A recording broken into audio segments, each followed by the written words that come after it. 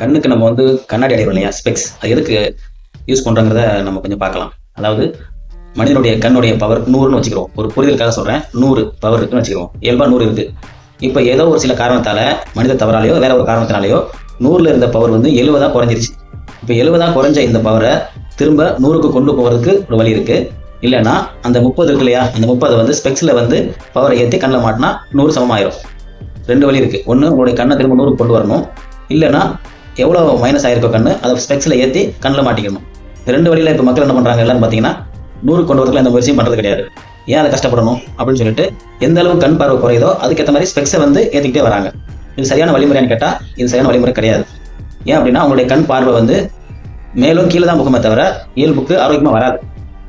இப்போ நம்மளுடைய சில தவறுகள் செய்கிறோம், தவறுன்னு தெரிஞ்சு செய்கிறோம், தெரியாமலும் செய்கிறோம். அப்படி செய்யக்கூடிய தவறுகளை மாற்றணும். அப்படி உங்களுடைய கண் பார்வை மீண்டும் அந்த 100க்கு வர்றதுக்கு அக்குபஞ்சர் மருத்துவத்தில் சில வழிமுறைகள் இருக்கு.